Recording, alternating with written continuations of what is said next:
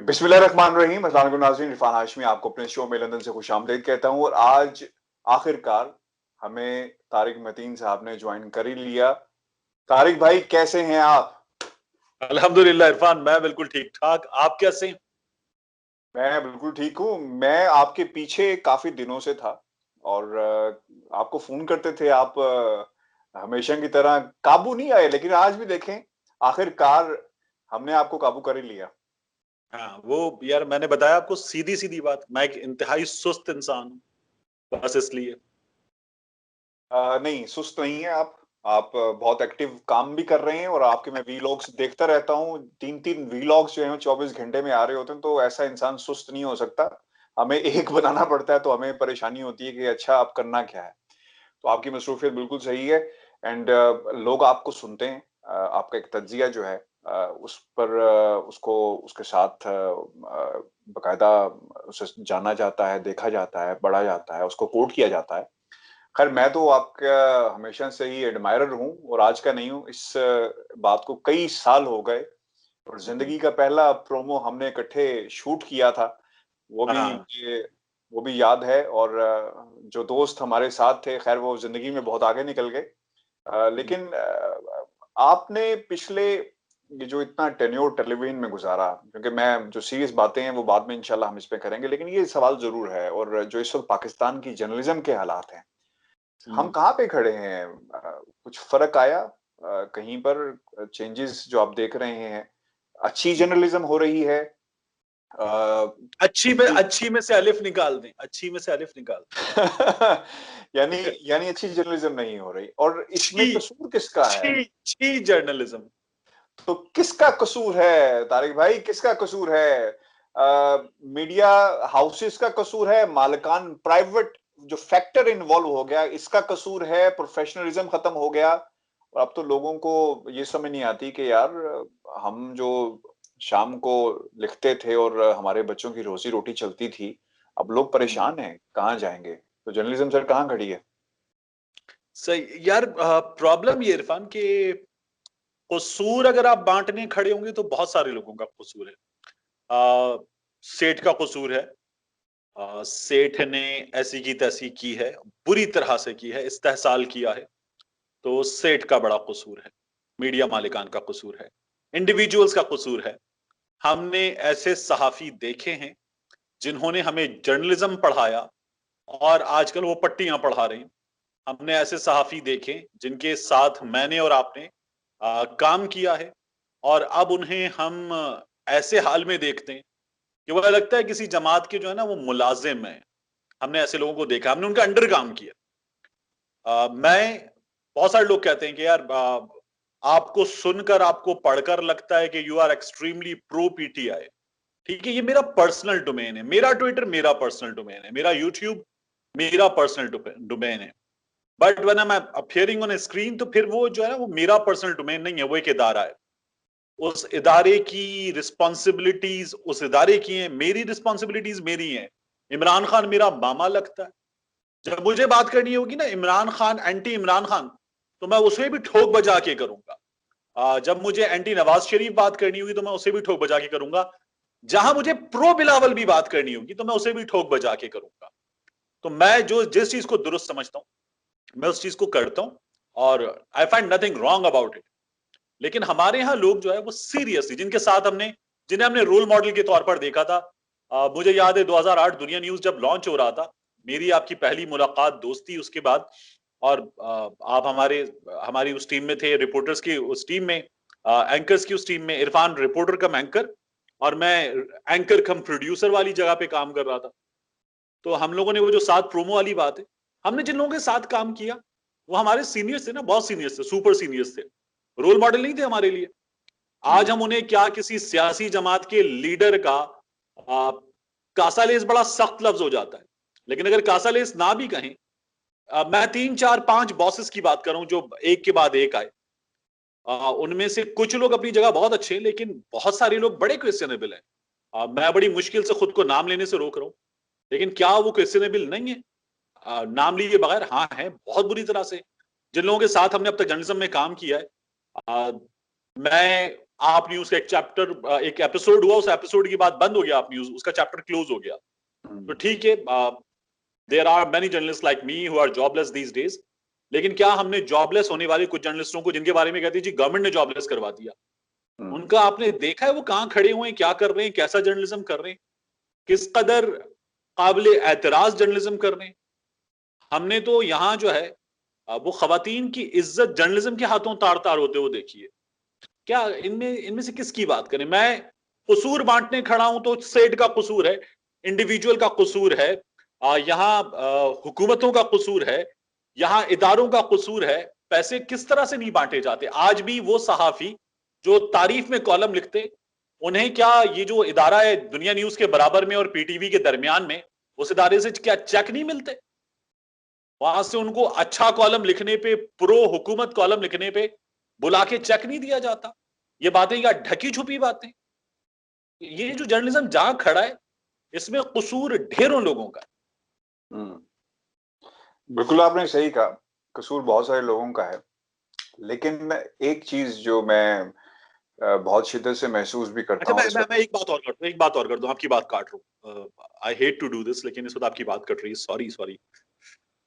इस तमाम कसूर में कसूरवार पिस नहीं रहा, जिसका कसूर नहीं है ना वो पिस रहा है। जो सबसे कमजोर तबका है वो पिस रहा है, बेचारा एनएलई पिस रहा है, बेचारा ड्राइवर पिस रहा है, कैमरामैन पिस रहा है, टेक्निकल स्टाफ पिस रहा है, वो सबसे बुरी तरह से पिस रहा है। और नया ट्रेनी रिपोर्टर पिस रहा है, नया ट्रेनी एंकर पिस रहा है। उनकी ऐसी की तैसी हो चुकी है, जिनका कसूर सबसे कम है या नहीं है, वो पिस ने इस तमाम लड़ाई। बिल्कुल आपने सही कहा। और पता नहीं ये कब तक पिसते रहेंगे।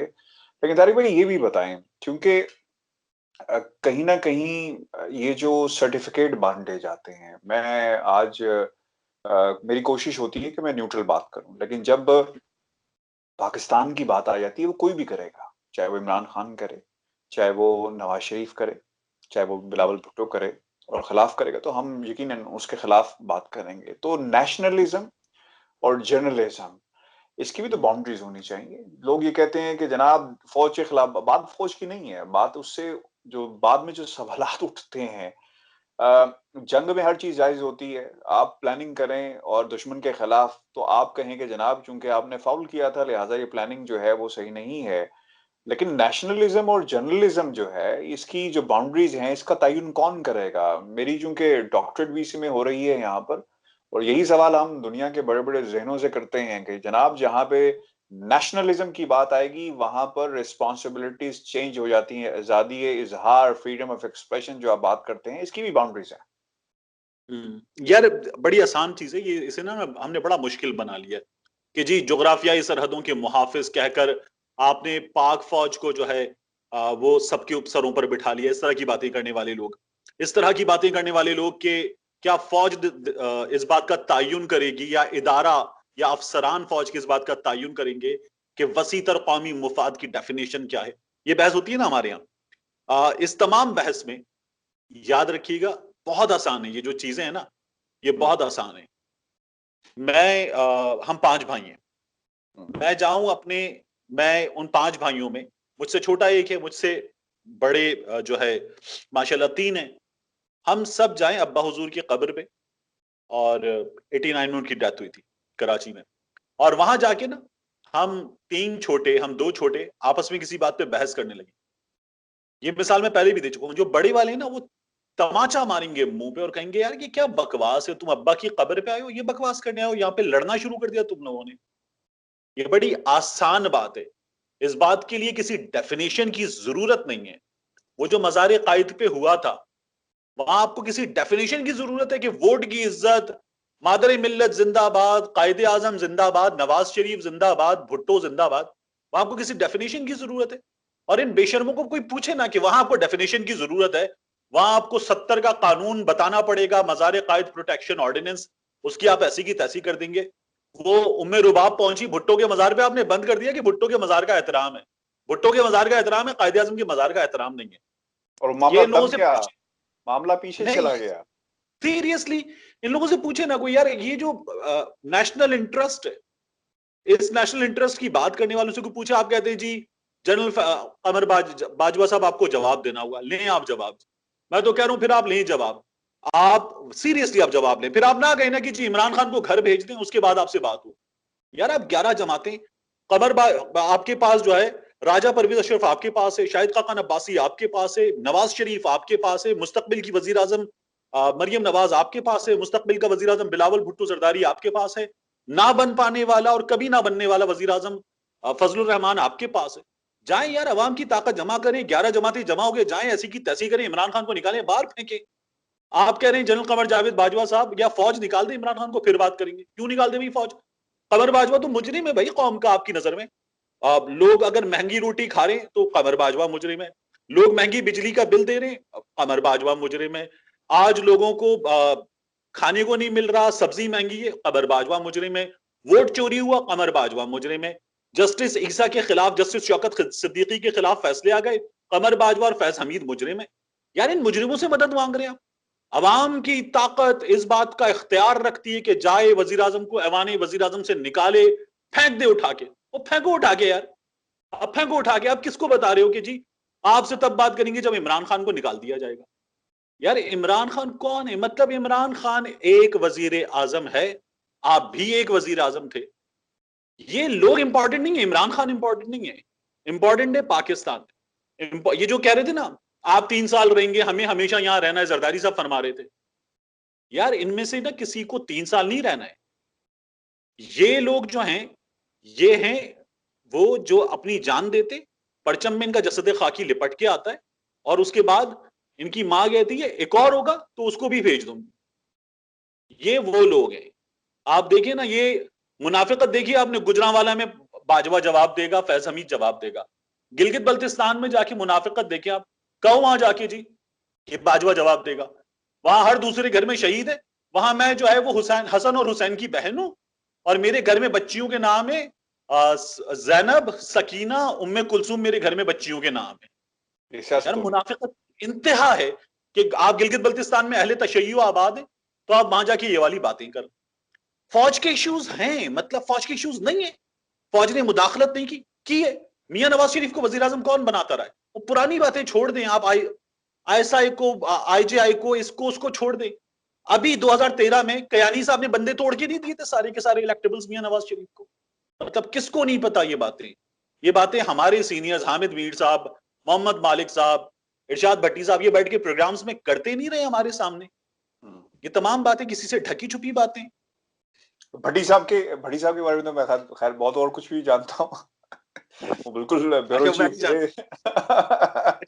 मैं, लोग मैं मैं इस वाले कॉन्टेक्स्ट में जो बात करूं वो उनकी बात है, इरशाद भट्टी।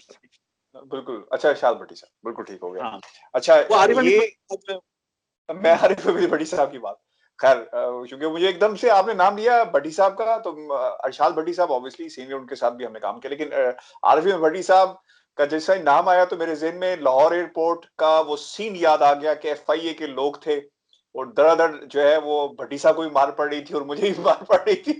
तो एकदम से मेरे ज़हन में आ गया और उन्होंने मुझे कहा कि बेटा पीछे हो जाओ, दूर होके खड़े हो रहे, इनके पास नहीं आ रहा। मैंने कहा सर मैं नहीं आ रहा, आप अकेले इनसे निपटे। तो वो एकदम से नाम आया तो एकदम से यादें जो है वो ताजा हो गई। और ये इंटरव्यू जरा, तो लड़ने वाले आदमी है, वो तो लड़ भी जाते हैं। हाँ बिल्कुल सर, वो हमेशा से वो उनमें वो हुकूमतों से भी लड़ते हैं, लोगों से। उनके एक होता है उनके एक कलम से लड़ना, जुबान से लड़ना, कलम से लड़ना, जुबान से लड़ना, वो हाथ से लड़ते हैं वो, यानी वो ऐसे ऐसे साफ ही हैं।